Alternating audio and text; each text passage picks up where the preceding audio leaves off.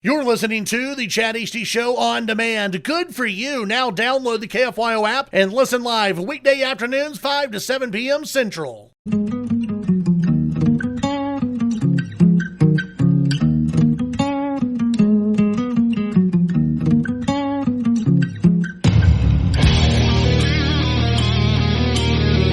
Broadcasting from the great state of Texas, this is the Chad Hasty Show. News and views with a Lone Star perspective. You can sound off during the show by sending Chad a text at 806-680-2790. That's 806-680-2790. Or call in at 1-800-687-0790. Now, here's Chad Hasty. Filling in today for Chad Hasty, it's firearms enthusiast Steve Evans. Good evening. Welcome to the Chad Hasty Show. Steve Evans hanging out with you. I'm going to be with you for a while. Chad's going away for a while. He hasn't been banished.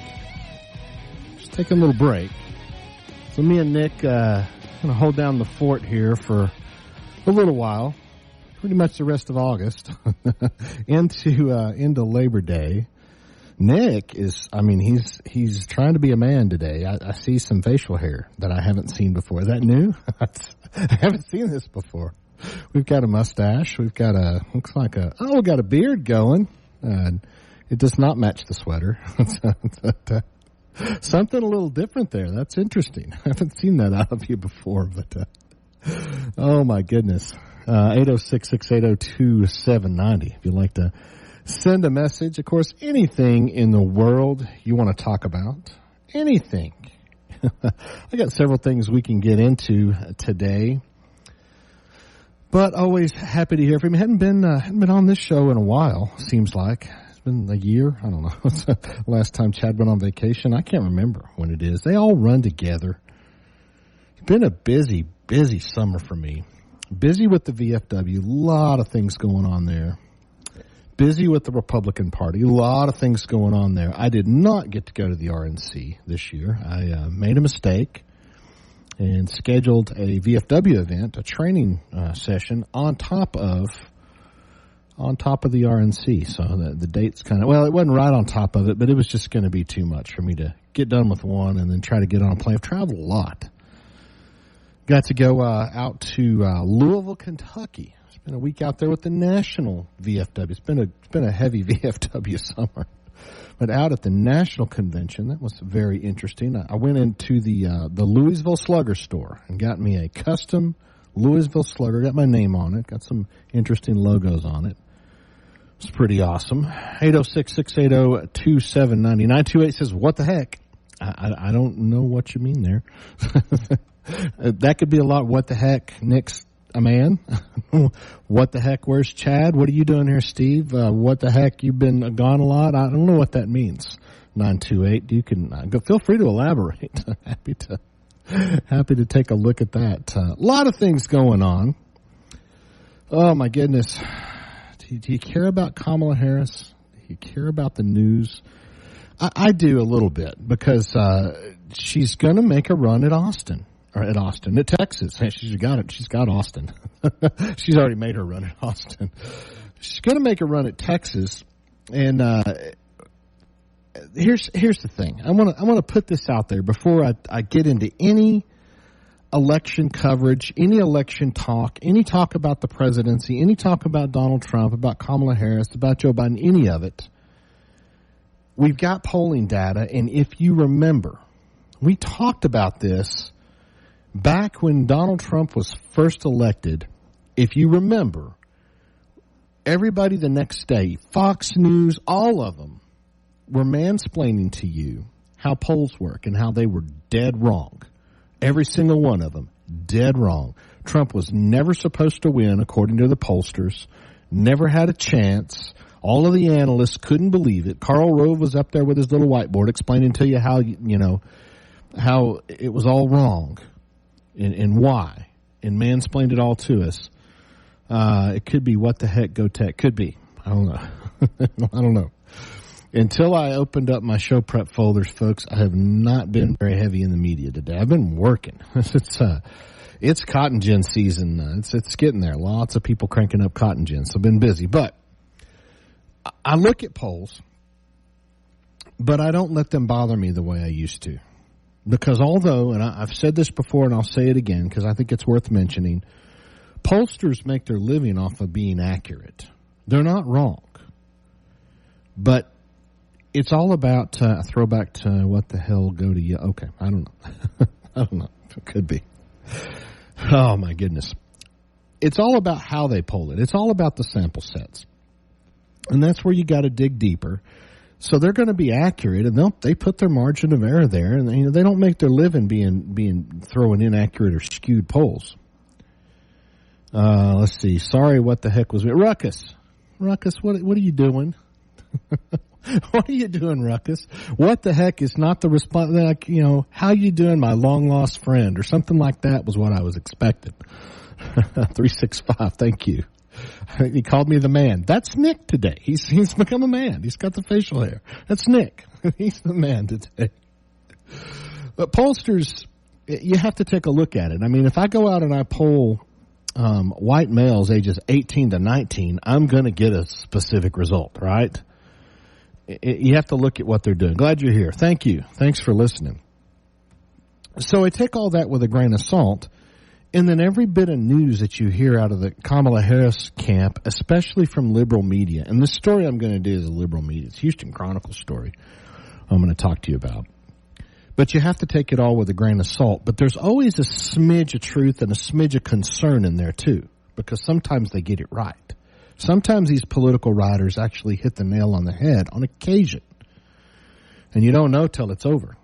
Kamala Harris, I don't believe a single thing that comes out of her campaign, especially pictures of, the Air Force One with it's not Air Force One because she was flying on it, but the presidential plane where she steps off and is, greeting this massive crowd, and they've taken a look at the picture's been doctored. The images in the plane are no crowd there at all. I've got one of our tech team is working in Arkansas, and apparently there was a great big concert, and she popped up and did a rally at a place that was already there. They didn't come out there for her, but jumped out, threw a bunch of signs up, waving, "Oh, look at this massive crowd that has turned out for me." This seems to be her MO.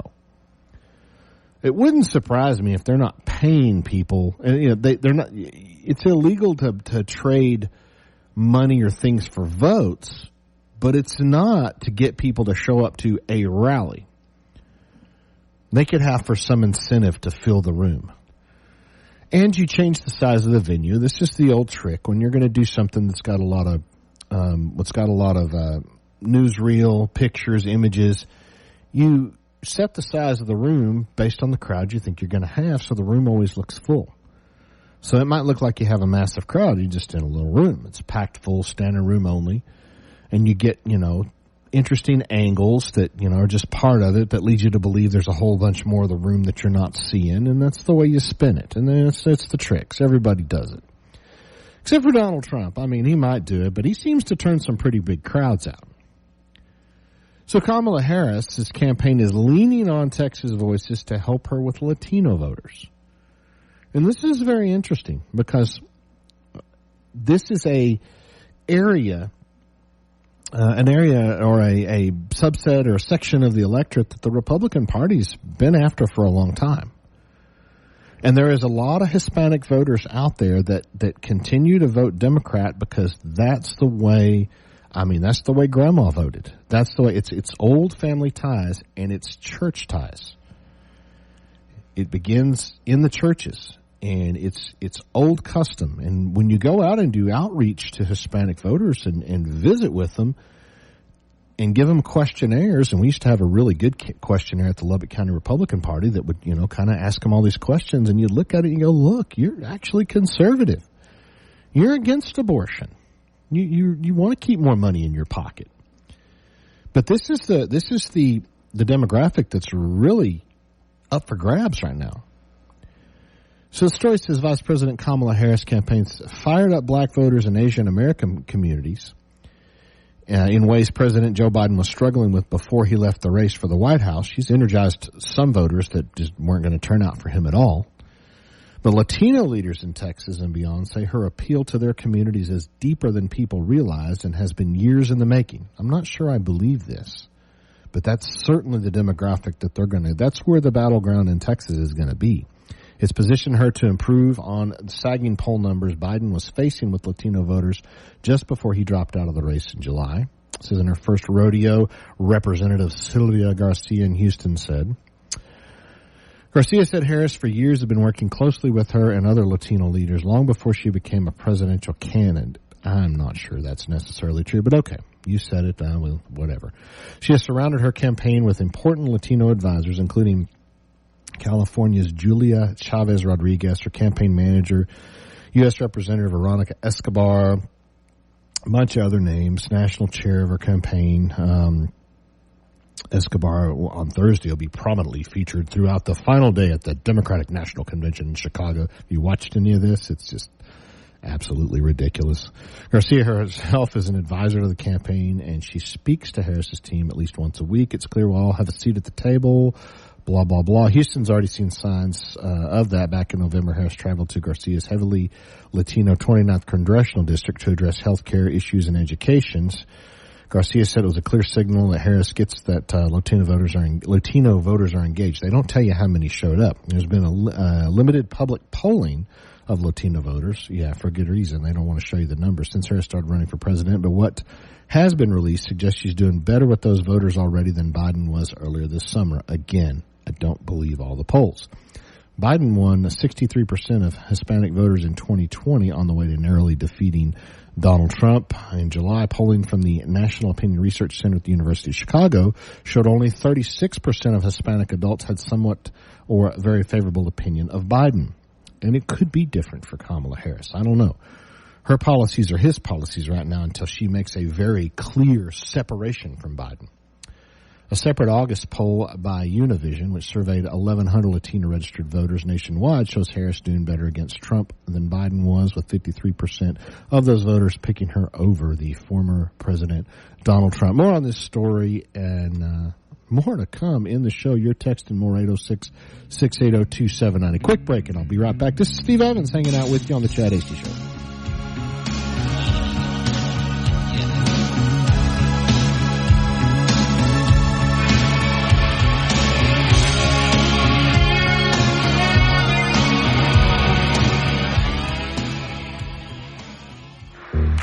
The Chad Hasty Show can be heard all over West Texas, weekdays from 5 to 7 p.m.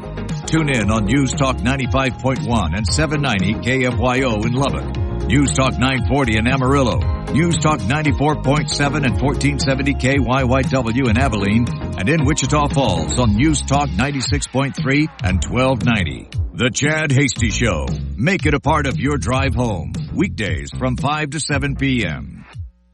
Heads up, Texas. So you don't hit my car when I'm sitting at a stoplight.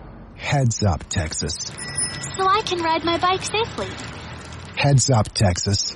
So I can make it across the street without getting run over. Heads up, Texas. So I don't have to write you a ticket. Heads up, Texas. Because driving and using your phone is a bad combination.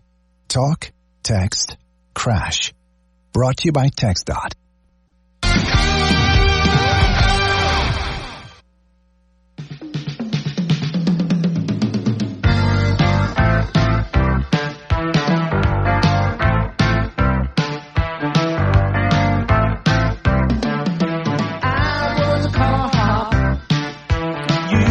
Hey, welcome back to the Chad Hasty Show.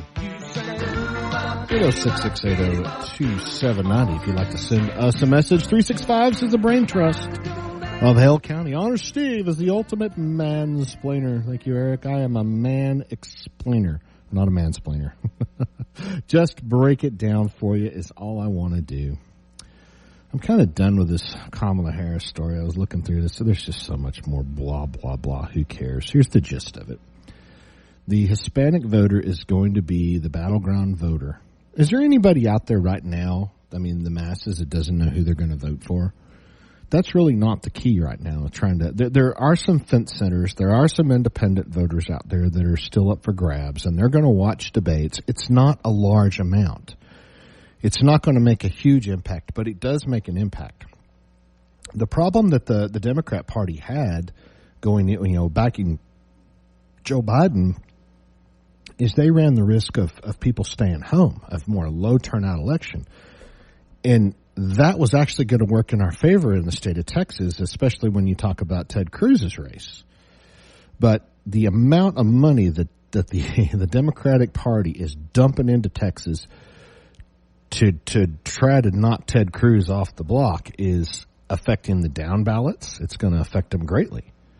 It's going to affect Maya Flores' race greatly. I mean, there's massive fundraising efforts going on right now trying to bring money into that race because she's feeling the effects of this truckload of money flowing in. I think it's going to end up going well over what Beto O'Rourke. It might double what Beto O'Rourke spent. Let's see, 365. The only people capable to sit through Democratic speeches are brain atrophied, unemployed basement dwelling 20-somethings. Because they all have $70K plus in college and credit card debt they have to pay off, and the qualification is fogging up a mirror and starting to riot. Could be Eric, I don't know. Thank you for that. But the battle was for turnout, and that's the one thing I think Kamala Harris will shift is the turnout. That she will energize a base of the Democrat Party that will turn out to vote when they might not have before. Or maybe they were, Joe Biden, they didn't excite them. And this was, there was I heard a lot of talk when they were talking about potentially declaring Joe Biden incompetent and removing him. And I thought, we don't want to do this. We don't want the Republicans involved in this. We need to leave him alone and let him run because we stand a much better chance against him than we would against anybody else. Kamala Harris will energize a voter base out there, and they'll turn out. So that's going to be the problem. That's the thing that concerns me. But the Hispanic voters will be battleground voters because there's a lot of independent Hispanic voters out there. There's a lot of Democrat Hispanic voters out there that very well could vote conservative because we are seeing a little bit of a turn. The tide's turning, and there are more Hispanics crossing over into the Republican Party. See it all the time. Now, there's been massive efforts to bring Hispanics and welcome Hispanics into the Republican Party. It's been an initiative, for the last 10 years at least. I'm not sure we're good at it yet, but it's certainly happening. So this will be interesting to see if there's a shift in numbers. I would have liked to see the Joe Biden numbers, if nothing more, to just see if there was a shift. Now we won't know exactly what to attribute it to. It could be the energy of Kamala Harris energizing them. It could be they were ready to shift anyway. I don't know. So, and then again, can you believe the numbers? So sometimes I wonder if I can believe them at all. Let's see. We're going to run into a break if I try to do anything else. 806-682-790. OS2, is that you? Long time no hear. It is me, Robert. Been a while. I was trying to remember the last time I was on the air. I actually have to go way back through text when Chad texted me and asked me if I'll fill in for him to see. It's been a little while. Not a long while, but it's been a little while. A couple of months, I think. But happy to be back with you. We're going to I like transparency. We're going to run a best of tomorrow. I didn't want to. I was going to try at least do an hour, but Donald Trump Jr. is in Lubbock tomorrow, and I want to go see him. I've got a seat at the dinner. I want to go listen, see what he has to say. So I think that's what we're going to do tomorrow. We'll be back live on Friday. Nick, I just went ahead and told everybody we were going to do a best of. No reason to hide it. People get mad. Like, how dare you? I'll get texts like, I thought you were going to be on. Well, how come there's a best of going? What's happened here? Are you okay? Yes, we're fine. We're okay. But I need to go hear what Donald Trump Jr. has to say. So that's what we're going to do tomorrow. We'll be back on the air live and in living color on Friday, and then all week next week we'll be hanging out with you all the way into, we won't be live on Labor Day, and then I think I've got one more day after Labor Day, and then we'll welcome Chad back with open arms. I don't know what he's doing. He might just be doing a lot of yard work the next 10 days. I don't know. He doesn't ever tell me what he's doing, just that he's not going to be here. So he could be just knocking out that honeydew list. He could be doing some extensive dog training for the next 8 days. Did he tell everybody what he was doing, Nick? I don't know.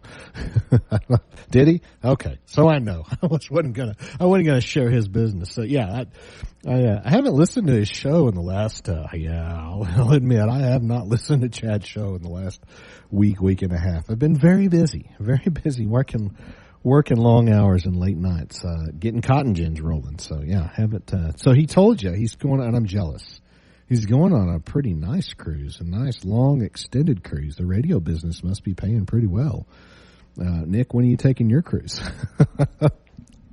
No time soon? Oh, my goodness. But anyway, that's going to be the lineup going into the first show of September. And then Chad should be back on the 4th of September, back with maybe something interesting will happen. We'll get to break some news, and it'll be this massive story will happen. Maybe it'll be like a cruise ship ran aground or something until he can bring back with him when he comes. Anyway, we'll take a quick check of news and weather and be right back with the Chad Hasty Show, 806-680-2790. I'm Steve Evans hanging out with you this evening. Don't go anywhere.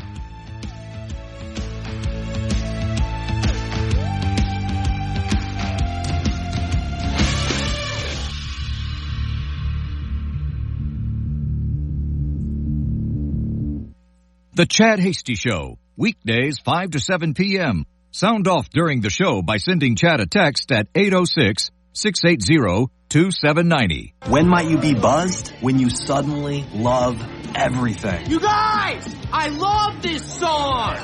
I love these nachos. I love our kickball league! Oh! I love this guy! What's your name? You know what I love? A ride when it's time to head out. If you see a buzzed warning sign, call for a ride when it's time to go home. Buzz driving is drunk driving. A message from NHTSA and the Ad Council. I love your car. Is this real leather? I'm Ryan Seacrest. First responders are people who stand for a greater purpose.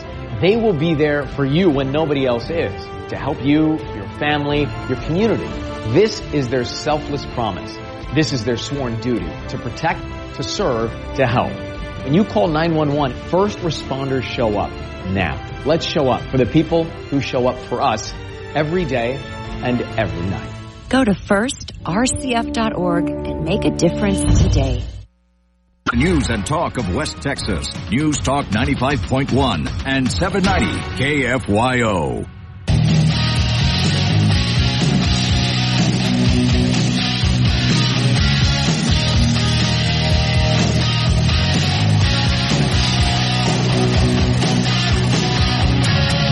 Chad Hasty, talking the news. At the start, middle, and end of your drive home, and when news breaks. This is the Chad Hasty Show. Hey, welcome back to the Chad Hasty Show, 806-680-2790. Would like to send us a message. Ruckus says that you and Nick, he and you can do the show tomorrow. Ruckus will, I don't know, you're going to call in and do the show tomorrow. The Ruckus show. That scares me, Ruckus. Let's see, 401. Chad can take his cruise. I personally have had enough during my tenure with Uncle Sam's cruise line. You know, Robert, there for a while, before we left San Diego, not when I got out of the Navy, my wife and I actually considered going to work for a cruise line. There was some jobs out there. I could have got into navigation, and then she could have got into, in hospitality, the hotel side of the cruise line. They love to take husband and wife couples because, you're together, and, especially, married couples with no kids. We actually considered it. In hindsight, I kind of wish we'd done it. It'd have been fun, but I kind of felt the same way you did. I had been at sea far too much, and I was ready to stay on dry land for a while. But I have never taken a cruise, never once. I'm going to do it one of these days. Now that we'll get the kids up and up and going and doing their thing, and the wife and I may take a cruise one day. I don't know. My idea is not. I don't like a lot of people. And that's the thing about a cruise. You're packed in there with a lot of people. And I know there's tons of, these big cruise ships. There's tons of places to eat, lots of stuff to do, very accommodating, massive. But, it seems to me the bigger the ship gets, the more people they've packed on it. And I've been on aircraft carriers. That wasn't fun. And they start talking about the same kind of numbers, That's not my idea of a good time. My idea of a good time is renting a cabin somewhere, a place on a lake and fishing. That's my idea of a good time, where there's not a lot of people, especially not a real busy lake. And I don't like to go during all the major holidays, Memorial Day, Labor Day, 4th of July, that, peak time. I like it when the lake's quiet, starts to cool off a little bit, the fishing's more comfortable. That's when I like it. Anyway, I bring this to you now because there's some real-time action happening with the power. ERCOT, and especially interesting to those of us in Lubbock, because we have not been on ERCOT for a very long time, just a short while, and we're already nervous about all the warnings. ERCOT just managed a power demand record without conservation calls. Interesting. What changed from last year? Texans required a record amount of electricity last night to stay cool as triple-digit temperatures baked much of the state. According to unofficial figures from ERCOT, the state's power grid operator, peak demand reached 85,559 megawatts in the 5 p.m. hour, according to ERCOT spokesperson, exceeding the previous record of 85,508 set in August of 23. 1 megawatt can power 250 Texas homes during the hottest summer days. They're responsible for coordinating the flow of electricity across the state and ensuring power supply matches demand at all times. A new record is unofficial until final settlements occur on the wholesale electricity market. It's also managed by ERCOT. Power demand today was expected to remain below 84,000 megawatts, according to the ERCOT dashboard, though the gap between supply and demand does narrow around 8 p.m. when solar generation declines with sunset. That gap was even narrower yesterday, and ERCOT still had enough supply to meet demand without having to ask Texans to conserve electricity. So I brought up their fancy little dashboard. Let me refresh it, too, to see if it's changed. So we were at, it changed. I mean, just a minute ago, there we go. We hit 85,142 megawatts at 5:30. So right about the time we went to the break, we were on the cusp of far exceeding what they predicted yesterday. We were on the cusp of exceeding the record yesterday.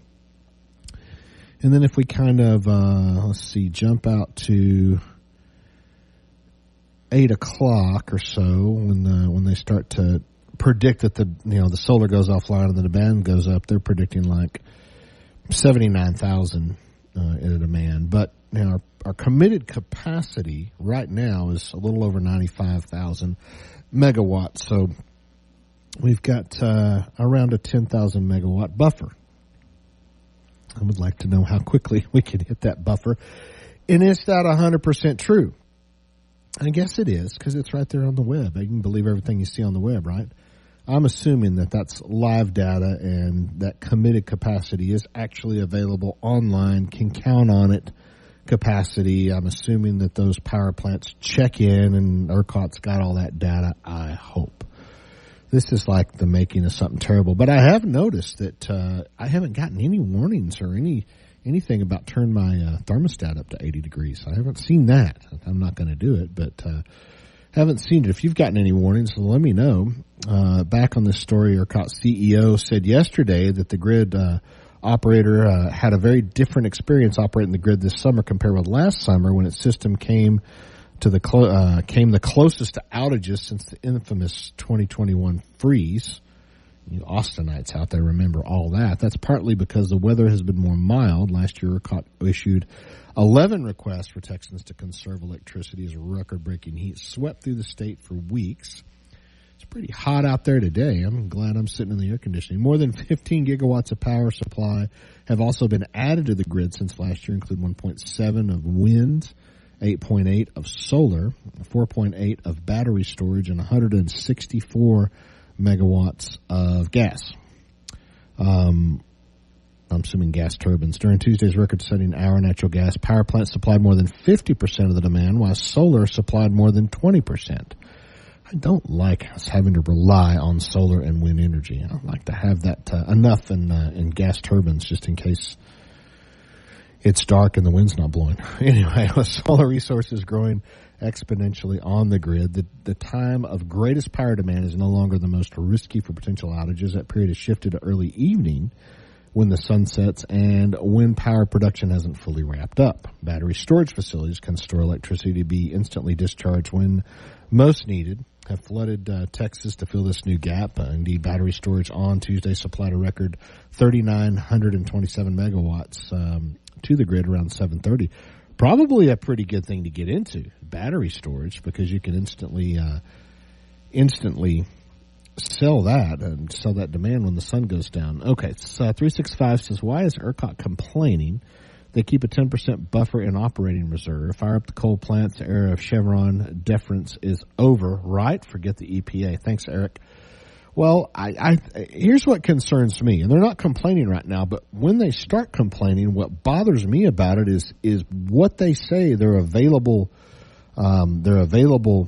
power is, the committed capacity. Is it really there?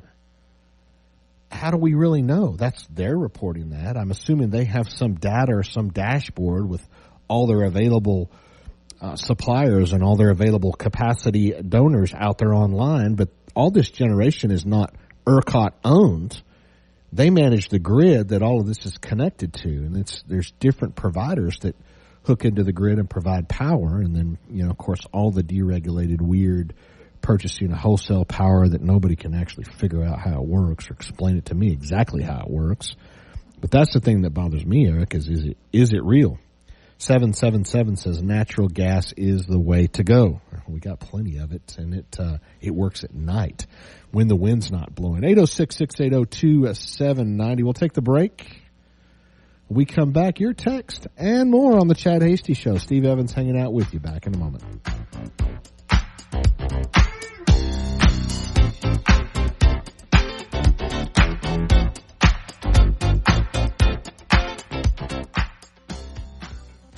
The Titan of Texas Talk Radio, Chad Hasty. Talking with newsmakers and about the issues that matter to you. The Chad Hasty Show, weekdays from 5 to 7 p.m. Chad's show is also digital with the Chad Hasty Show podcast. The Chad Hasty Show podcast can be downloaded on Apple Podcasts, Amazon Music, Spotify, and the Radio On Demand page at KFYO.com. The Chad Hasty Show, all across Texas during your drive home, weekdays from 5 to 7 p.m. Chance Wilcox lived his life with a kind heart, and anyone would tell you that. But I'll never forget the call that my only son, with so much life ahead of him, had been killed instantly by a distracted driver on her cell phone. The happiness we all had and enjoyed up until that time was gone in 1 second by a 100% preventable action. Heads up, Texas. Using your phone behind the wheel can be deadly. Talk, text, crash. Brought to you by TxDOT.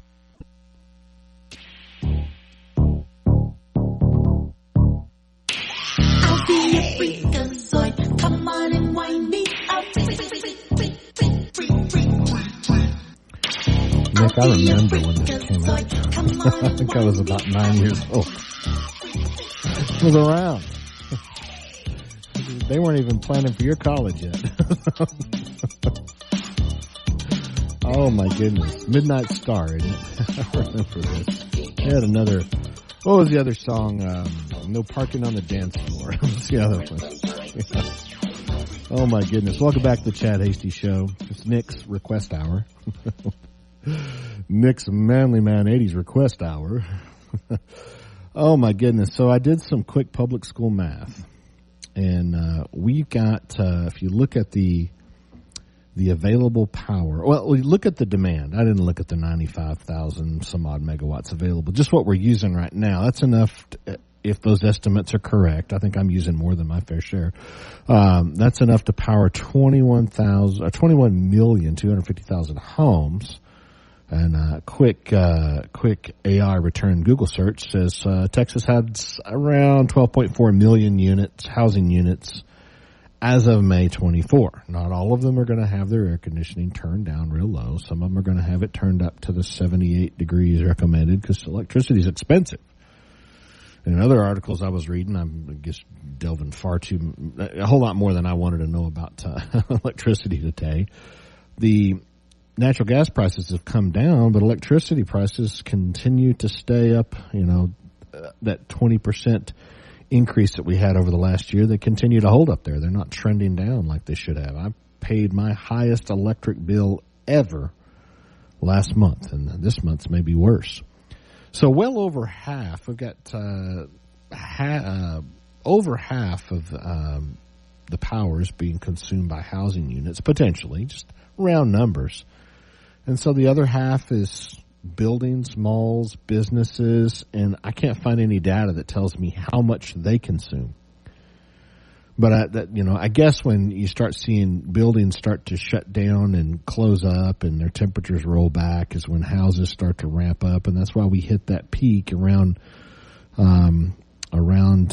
it's actually starting to drop now as of 1745, 545 for you civilians. It's starting to drop. But that's why we start to hit that peak when everybody gets home. So some transition there, and then by 8 o'clock, it's the buildings should start to shut down. Plus, it starts to cool off too. So anyway, more than you wanted to know about power today, but it's interesting to me because people get bored talking about power. I'm bored talking about power till it goes off. And everybody wants to talk about it. And everybody loses their mind. What do you mean I don't have any air conditioning? Have you never gone camping before? One of those people that roughs it with an air conditioner. 777, David Slate, do you think that Kennedy will back Trump or kiss the Democrats' butts for the next chance to be president? I think all of the reports and signs say that he's going to back Trump.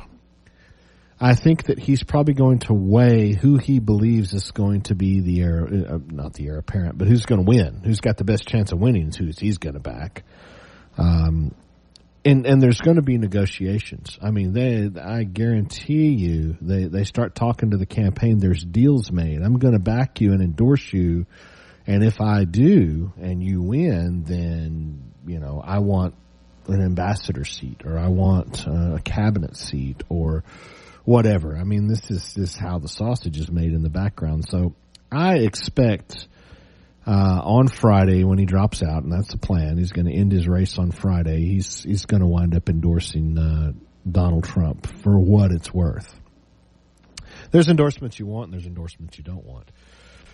Let's see. Eric says, I'm guessing most Americans don't know why striking down the Chevron deference means let alone why the Supreme Court did it.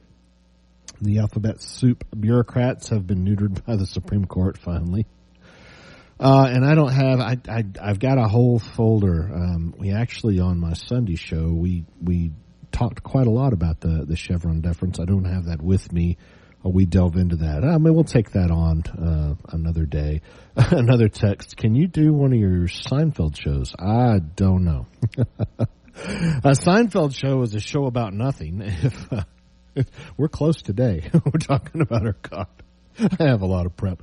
A Seinfeld show is actually fun to do. So if you don't know, this is when I just come in absolutely unprepped. I don't watch the news. I stay completely radio silent and then go on the air and see if I can get through 2 hours without going,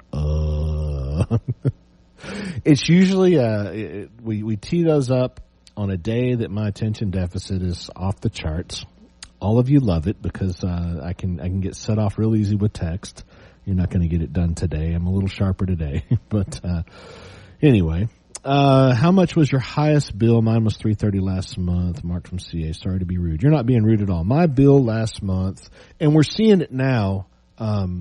If you don't know Mark, but in Lubbock, I'm not sure if you live in Lubbock. I'm assuming you said Mark from CA. I'm assuming you're in California. We're seeing it now. Are you the guy that I got in the windmill argument with? Anyway, maybe he was. because we've deregulated, now we can pick our providers, and everybody's gone to a separate provider. We're now getting multiple bills. We used to have, in the city of Lubbock, we had Lubbock Power and Light, and it was a combined bill, and you had to get a calculator, do some public school math, and get your electricity separated out. Now it's completely transparent because you're paying a provider, and then you're getting your water, sewage from the city. You're still getting a bill there, and the fees, the line fees that Lubbock Power and Light, who's maintaining the lines, are charging are in your electric bill. So you're seeing all of that. My bill last month was $558 for my house, a family of 4. And we pay attention to the lights, but I turn the air conditioner down at night. We sleep comfortably. I'm not going to lie. We've got gas water heater, gas furnace, gas appliances, but that's what it was. And so I'm braced for, mid 600 this month. Who knows? Oh, is that the end of the hour? My goodness, it went fast. The Chad Hasty Show on the Texas Town Square Media Network. 806-680-2790 is the number to text the show. Me and Nick are going to hang out here and listen to some more 80s music, and I'll be back with hour 2 of the program coming up.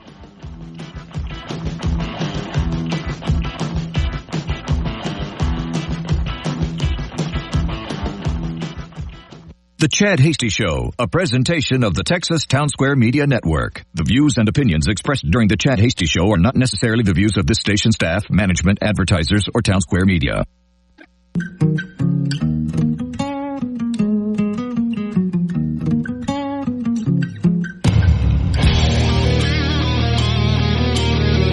Broadcasting from the great state of Texas, this is the Chad Hasty Show.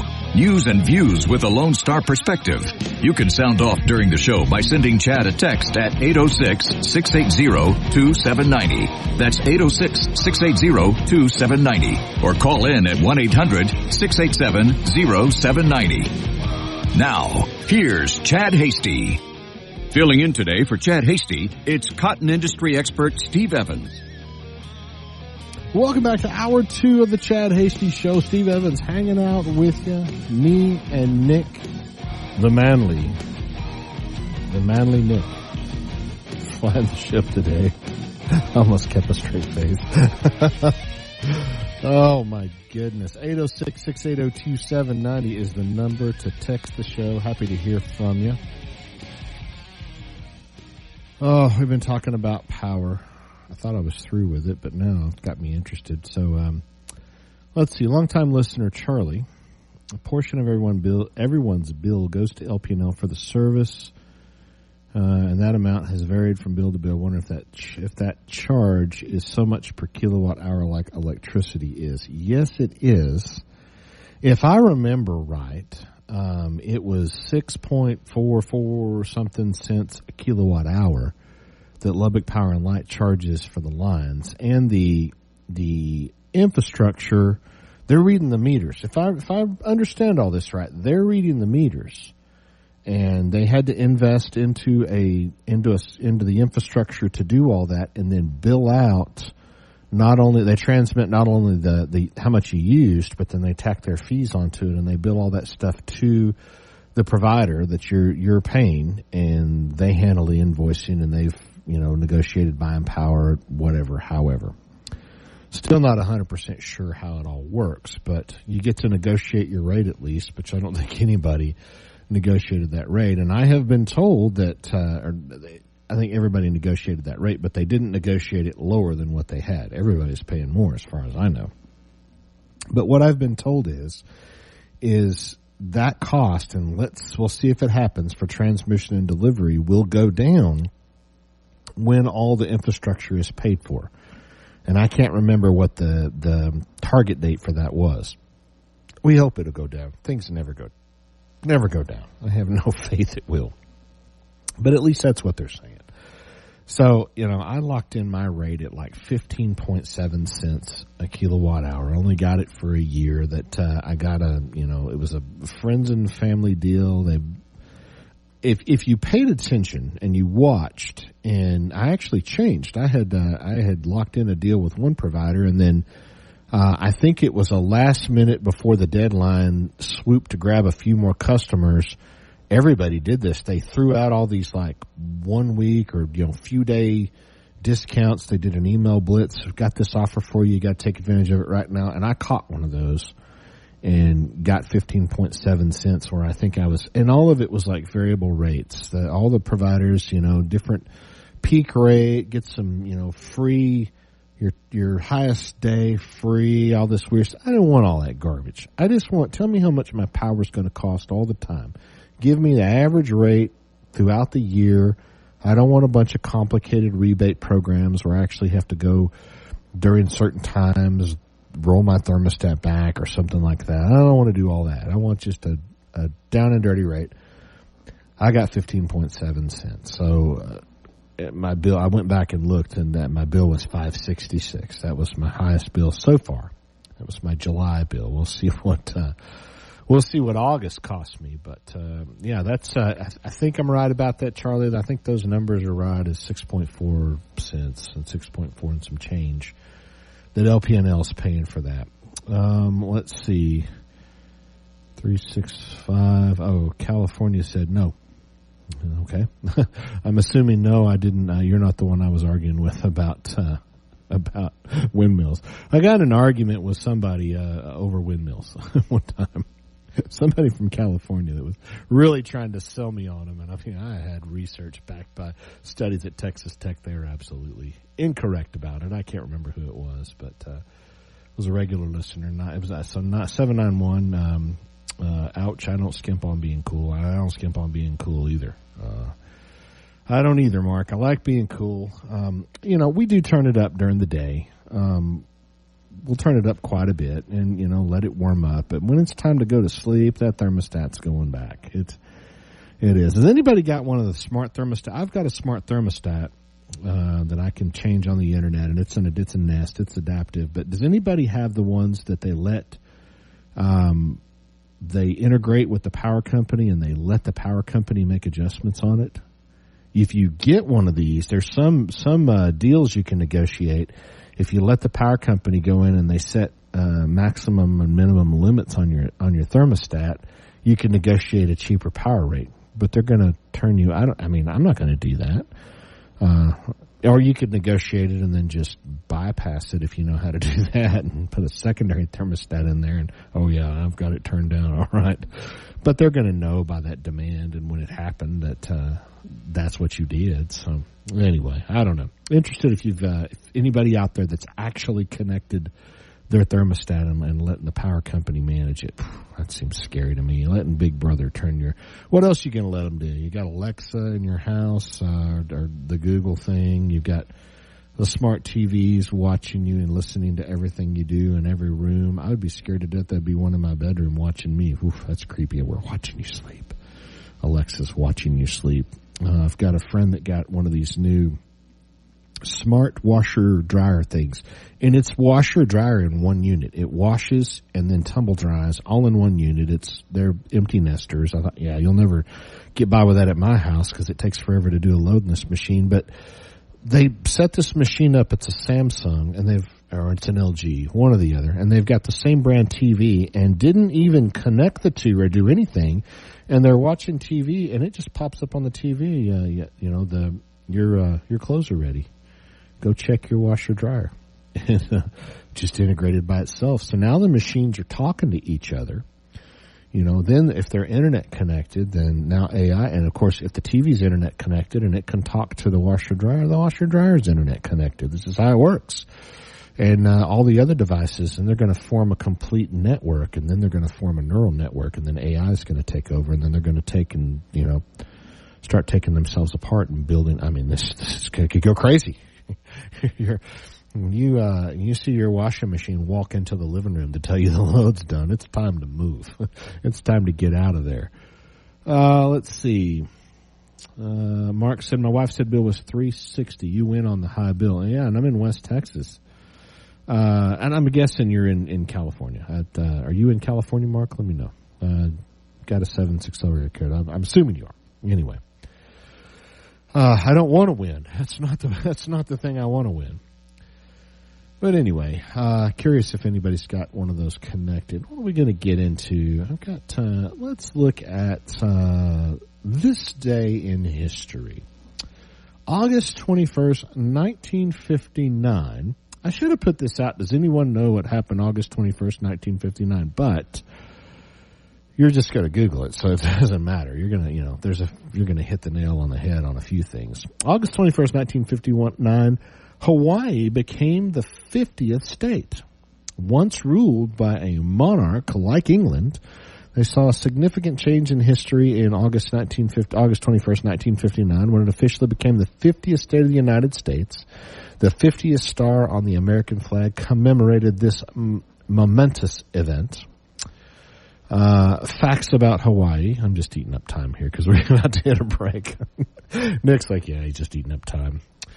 See, I told you I was prepped. The Hawaiian Islands are a unique and intriguing factor. Over 2,400 miles from U.S. mainland in the South Pacific, Hawaii follows Alaska, the 49th state to join the United States of America. The then President of the United States, Dwight D. Eisenhower, ordered a new American flag with 50 staggered stars arranged in rows. We don't have room for any more.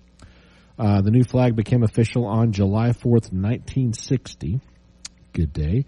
Former President Dwight Eisenhower signed the Admission Act for Hawaii on March 18th, 1959.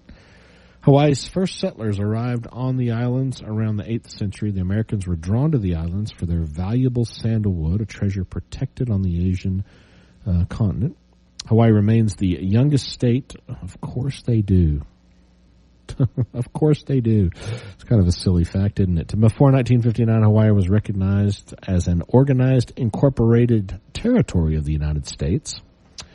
A monarch once ruled Hawaii. Local sugar planters, with the support of U.S. Marines, illegally toppled Queen. I am not, I don't know if I can pronounce this name. Lilaluakalani.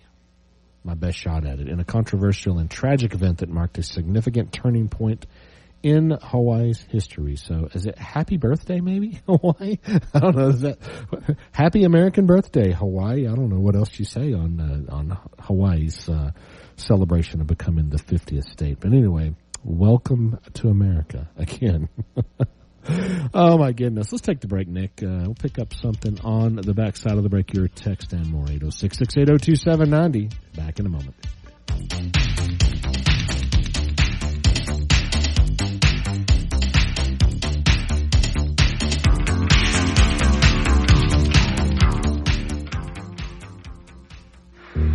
The Chad Hasty Show can be heard all over West Texas, weekdays from 5 to 7 p.m. Tune in on News Talk 95.1 and 790 KFYO in Lubbock, News Talk 940 in Amarillo, News Talk 94.7 and 1470 KYYW in Abilene, and in Wichita Falls on News Talk 96.3 and 1290. The Chad Hasty Show. Make it a part of your drive home, weekdays from 5 to 7 p.m. This message is from the U.S. Department of Veterans Affairs. VA disability compensation is a monthly tax-free payment to veterans who got sick or injured in the military and to veterans whose service worsened an existing condition. You may qualify for VA disability compensation for physical and mental health conditions that developed or worsened due to service. Learn more at va.gov/disability.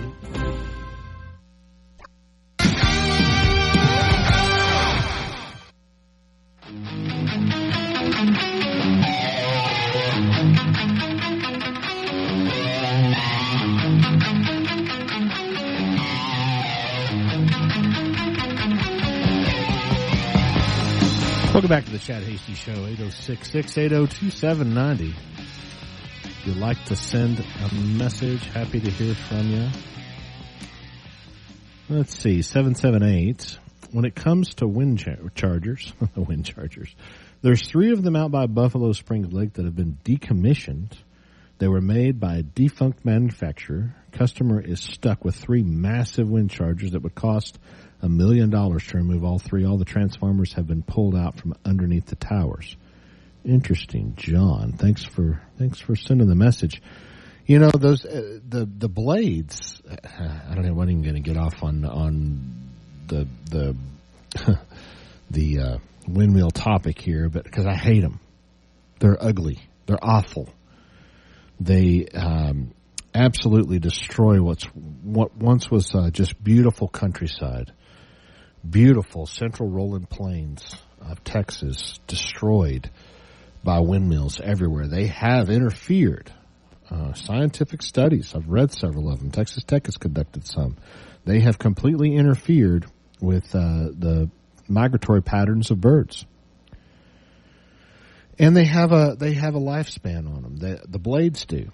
If you go down south out of Sweetwater, kind of headed to Winter Garden, Winter Spack that way, you will come across a windmill blade graveyard where these things are just stacked up. And I know that there's some people out there that are finding things to do, shredding the fiberglass, making other products out of them, but they're not doing it at a fast enough rate or with enough capacity to keep up with it. They're constantly changing out these blades as they're putting new ones in.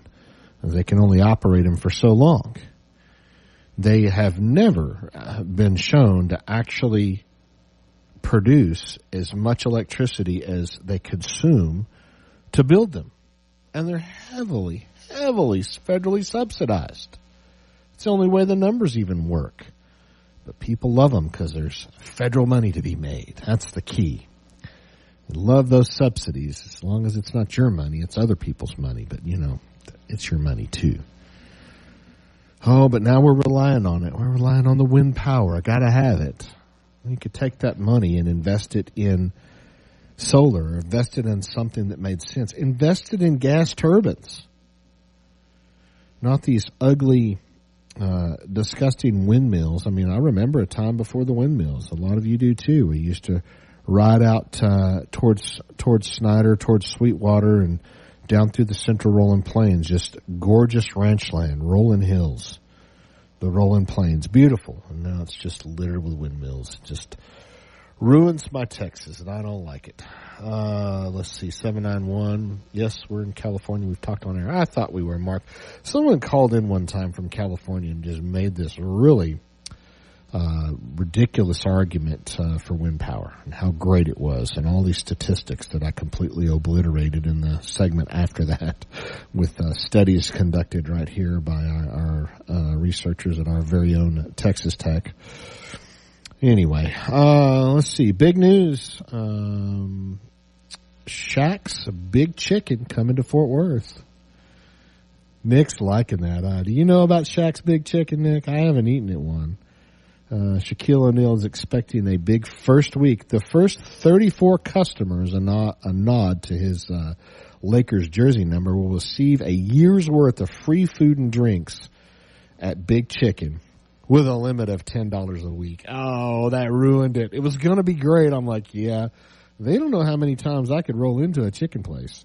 But a limit of $10 a week. So it's really, a year's worth of free food. It's not that great. It's $520. That's it. Maximum if you go every week. The menu will feature options like the ultimate, a mac and cheese and fried onion sandwich. Along with crinkle cut fries and milkshakes. Looking at the X feed on it, the food looks fantastic. I'm gonna have to find this thing out. The Big Aristotle will open Big Chicken in Fort Worth on September 3rd. If you're in Fort Worth, it's out on North Freeway, 9755 North Freeway in Fort Worth will be the place of the Big Chicken. According to the website, Big Chicken currently has 4 locations: Austin, Houston, Richmond, and newly opened location in Lubbock. Haven't been there yet, but we'll try it one of these days. 777 says they are burying the windmills in landfills, and that's kind of ridiculous. I agree. 365. If anyone wants to see the non-biodegradable boneyard of windmills, it's in Slayton. Can't miss it from the main road. Actually, have seen that one. I'm not certain the one in Sweetwater isn't bigger now. It is. I mean, you actually have to stop and kind of drive around back there a little bit, and it just keeps going and going and going. What you can see from the road isn't even a fraction of it. But yeah, big one in Slayton. I think it's actually, is it Slayton? Somebody texted in a while back when I was on the air. We were talking about this, and I think they were from Slayton or somewhere around there, and they were talking about some product or alternative they were using to recover the fiberglass in these blades and do something with it. I would think somebody would try to figure out something to do with it. I remember a company in Littlefield, while we're off on these digressions today, so I guess the attention deficit is working today. Littlefield, and this has been well over 20, 25 years ago, they were taking gin trash, so one of the byproducts of cotton gins, it's a trash, and they were going through a process where they were grinding it, powderizing it, and making a balsa wood out of it, some sort of balsa wood product. And I was actually involved in helping them come up with an electric drying system through this that fed this big furnace to dry this stuff out. I never did find out what they were doing with the end product, but they had different molds, and they were, so they were actually doing something with a byproduct. Surely, as innovative as people are, they can find that, we can find something to do. We use a lot of fiberglass. I don't know if can it be ground up, and I guess you chop the fibers up so it's not as strong then, but it's already got the resin in it. I don't know. There's got to be something that this stuff can be, and then that we'll create atomized fiberglass now and give everybody cancer. That'll be the next thing, trying to deal with this stuff. But yeah, it's they're non-biodegradable. We put them in the landfill. They're still going to be there for a long time to come. The one in Slayton is gone. They took it to the landfill. Oh, okay, good information, Eric. The one in Slayton's gone. If you didn't know, just took it to the landfill and buried it. What a wonderful idea. The one in Sweetwater, they're just stacking them up. I don't know what the plan is. I don't know, but maybe they could grind these things down, add some more fiber to it, reconstitute. I don't know. We need some scientists to figure this thing out on what we can do with these blades. Or how about you just stop? How about that? How about we just stop replacing them and just tear the windmills down? I would be all for that instead of what they're doing now. So it looks like we got news and weather coming up. You can pay attention to how hot it is, because that's where all of your power's going. The ERCOT grid keeping Texas cool right now. We'll check in on news and weather and be back with the second half of the second hour of the Chad Hasty Show. Steve and Nick hanging out with you. Back in a moment.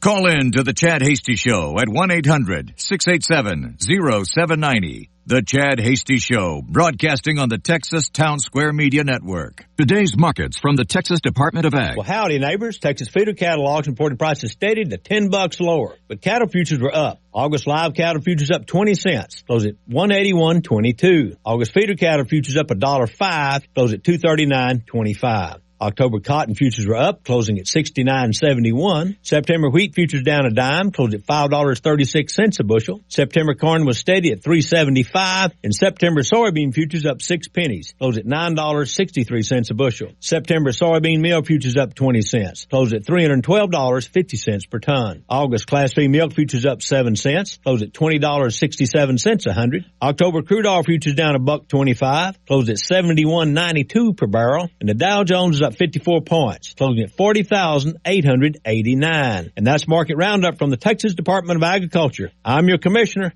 Sid Miller. And remember, friends, Texas agriculture matters. So, the news and talk of West Texas. News Talk 95.1 and 790 KFYO.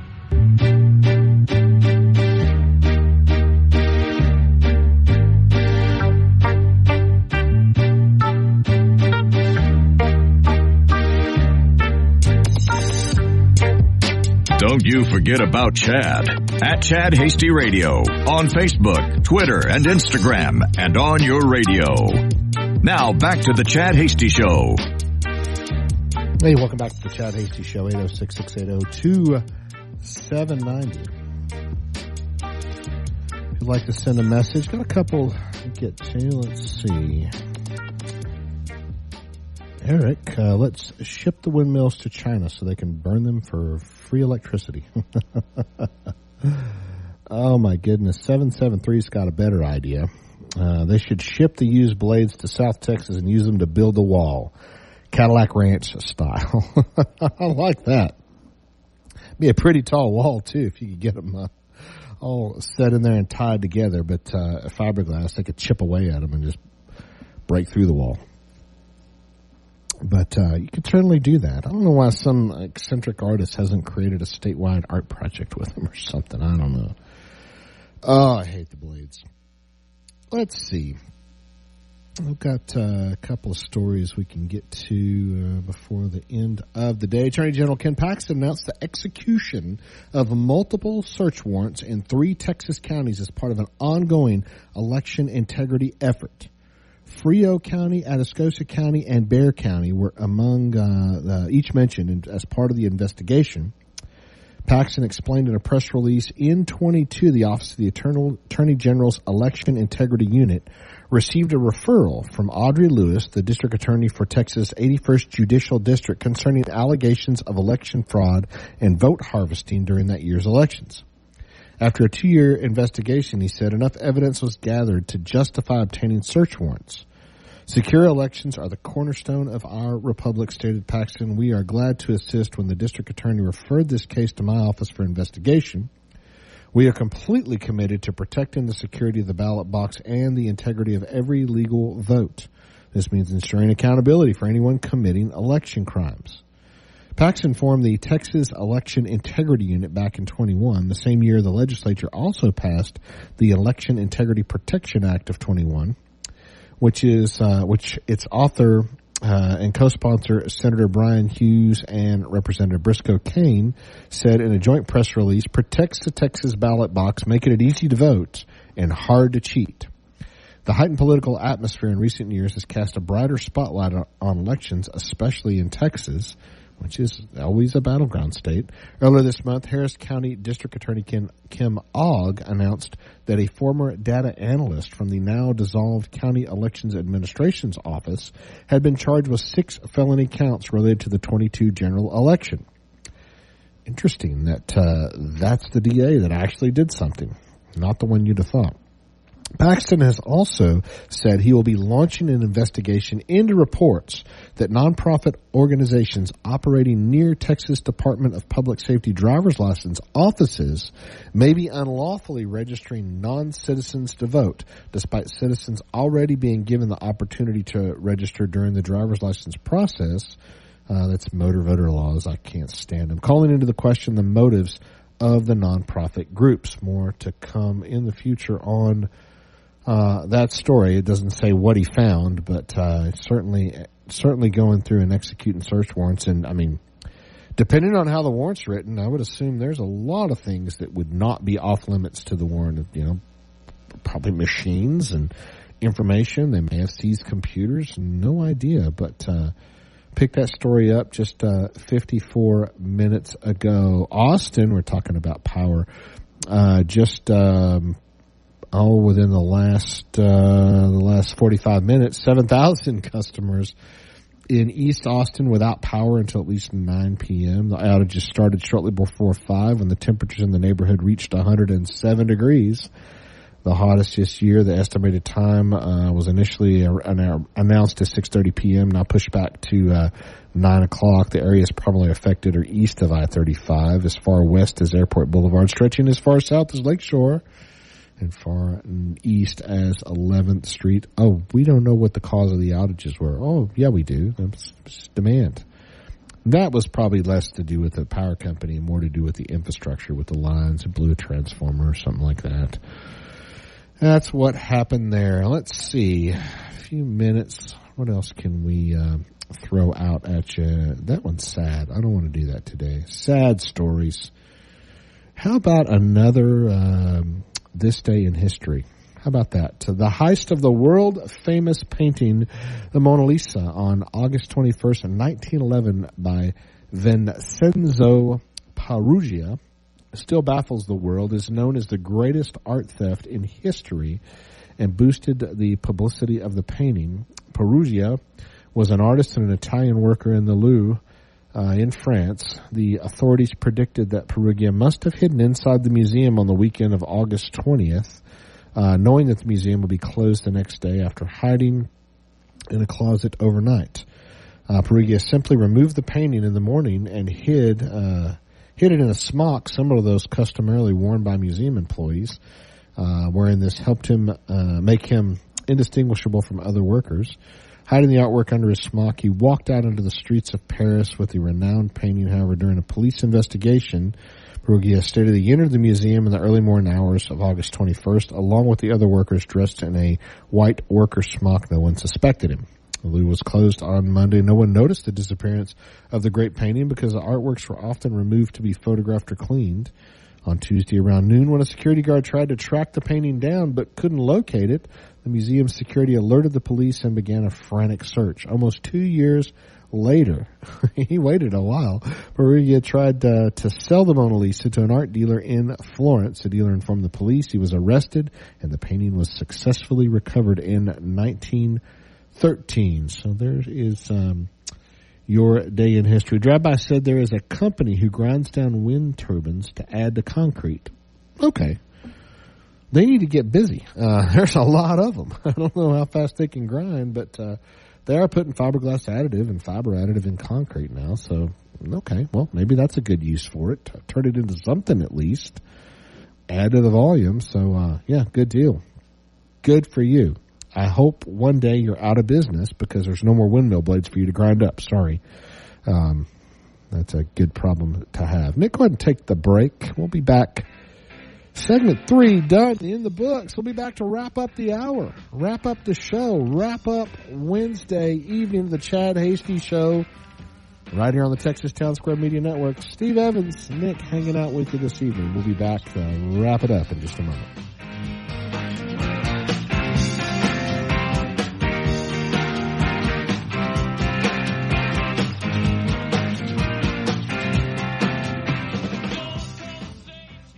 The Titan of Texas Talk Radio, Chad Hasty. Talking with newsmakers and about the issues that matter to you. The Chad Hasty Show, weekdays from 5 to 7 p.m. Chad's show is also digital with the Chad Hasty Show podcast. The Chad Hasty Show podcast can be downloaded on Apple Podcasts, Amazon Music, Spotify, and the Radio On Demand page at KFYO.com. The Chad Hasty Show, all across Texas during your drive home, weekdays from 5 to 7 p.m. A tornado is on the ground. You're at work, your spouse is at a meeting, the kids are at 3 different schools. Power and cell are out, and your home is inaccessible. Now what? Have a preset meetup plan. Share it with everyone in your family and practice it. Know the emergency plans at work and school, too. Get ahead of what's ahead. Be informed, make a plan, build a kit. Hashtag Texas Ready. Go to txready.org for more information.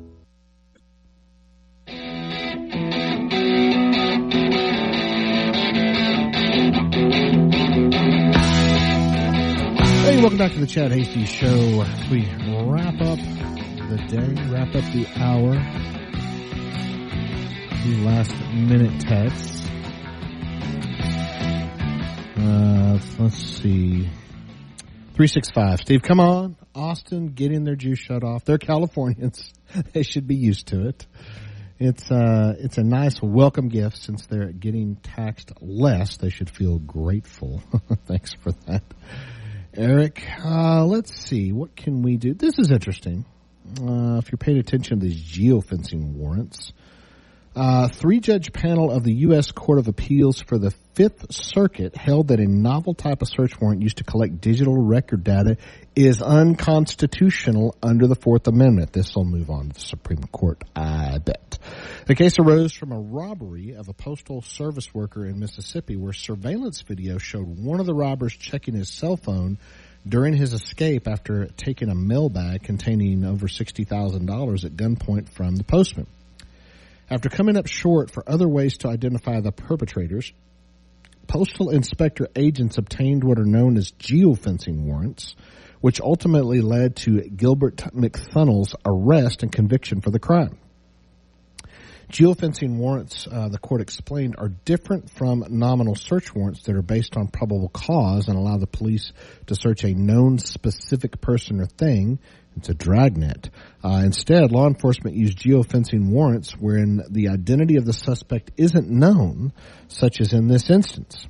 The warrants work in reverse from traditional search warrants. Most commonly, as with this case, investigators ask Google to search a database containing data from every one of their users who has their location history enabled on their smartphones. Approximately 1/3 of Google's 592 million users have their location history feature turned on, which silently tracks the location of the device through cell signals, Wi-Fi, and Bluetooth every 2 minutes, uploading that location to a sensor vault. When Google receives a geofencing warrant, the company must search all records in the sensor vault for location data that corresponds to the warrants. It's a big old broad catch-all for all accounts that were in a certain geographical location at a certain time. This creates a list of potential suspects and, in this case, led agents to McThunnell.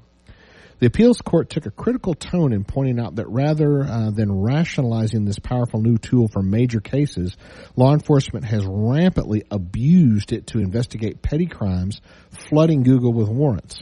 In appealing his conviction, McThunnell argued the geofencing warrants were unconstitutional and that since key evidence was obtained based upon the warrants, his conviction should be overturned. The appeals court agreed the warrants violated the Fourth Amendment. Geofence warrants present the exact sort of general exploratory rummaging that the Fourth Amendment was designed to prevent, the panel wrote, noting the history of what prompted the Founding Fathers to write the Fourth Amendment. The Fourth Amendment was the founding generation's response to the reviled general warrants and writs of assistance of the colonial era, which allowed British officers to rummage through homes in an unrestrained search for evidence of criminal activity. It's undeniable the general warrants are plainly unconstitutional, they concluded. The judges also noticed that their ruling contradicts a decision by the Fourth Circuit Court of Appeals, which found that geofencing warrants were not searches under the Fourth Amendment because Google, not the government, did the searching. This proposition is breathtaking, the court said in criticizing their judicial peers. In essence, the Fourth Circuit appears to conclude that law enforcement may flaunt the Fourth Amendment by simply offloading their act of searching onto a third party and waiting to see if that third party search produces any fruit before applying for a warrant. Moreover, by implication, if the third party search produces zero evidence, law enforcement never conducted the search at all. But the Supreme Court has clearly stated that the Fourth Amendment protects against both searches and seizures affected by a private party if the private party acted as an instrument or agent of the government. While the Fifth Circuit's decision has set the stage for the U.S. Supreme Court to resolve the disagreement between two appeals courts, McThunnell won't be getting out of jail anytime soon. In holding the warrants were unconstitutional, the judges also declined to reject evidence obtained from using the warrants based on something known as the good faith doctrine that allows law enforcement to use improperly obtained evidence under certain circumstances. So thank you, sir. Thank you, thief and criminal, for falling on your sword and at least getting that ruling. So this is one of those things we need to pay attention to because it will ultimately, I believe, make it to the high court. Let's see what the Brain Trust says. Geofencing warrants. Isn't that what the FBI used to get all the January 6th people? I believe so. I don't even want to get into that, Eric. Good grief. What an absolute mess. I'm not sure. I need to look up and see if there's anybody left in the New York gulag or not. And then, you know, the problem is there was a lot of plea deals that were made out of that even if they determined that, you know, the investigative measure and everything was unconstitutional, they've already made a plea deal. They're probably not going to be able to overturn it. I'm guessing. I don't know. I'm not an attorney. But that whole thing was just an absolute mess. They were diverting agents from other agencies to just look at people. They were going through flight records. If you flew to D.C. that day, you were being investigated. Absolutely atrocious. And not, I don't even have time to get into that. It just infuriates me. In fact, we're going to do a 2-minute and 40-second Seinfeld show for you today, as we wrap up the hour. So, anyway, we'll be back, I'll be back on Friday. Again, we're going to air a very, very best of Chad Hasty. I don't know what it's going to be. I think it's a recent show. We'll air that tomorrow. I'll be back on Friday to tell you all about Trump Jr.'s speech, how that went. Trump Jr. visiting Lubbock, Texas, in a Republican women event. The Republican women are putting on and hosting Trump Jr. One interesting note, and I think it's public knowledge because when I was telling a group of people, they all knew this already. Donald Trump Jr. not flying on the big expensive corporate jets, flying on commercial airlines. I bet he's flying first class. I bet he's not sitting back in coach with everybody else, but not traveling with a security detail, which I think he probably should, but hey, that's up to them. Traveling on commercial airlines and coming into Lubbock, which there'll be plenty of security to keep an eye on him while he's here, and plenty of well-armed Second Amendment gun-toting, loving West Texan, freedom-loving West Texans to protect them too if anything should happen. But looking forward to that tomorrow. So we'll talk about that on Friday as we wrap up for you. I don't know. I might forget it all too. Who knows? Who knows what might happen? I don't know. But anyway, enjoyed being with you today. Always do. Enjoy being on with you the rest of this week, next week, as we bring August to a close for Chad as he gets some R&R, and then maybe it'll be my turn after that, I hope. This is the Chad Hasty Show on the Texas Town Square Media Network. I'm Steve Evans, Nick Talshik flying the ship. Enjoy your evening. We'll see you on Friday. Take care.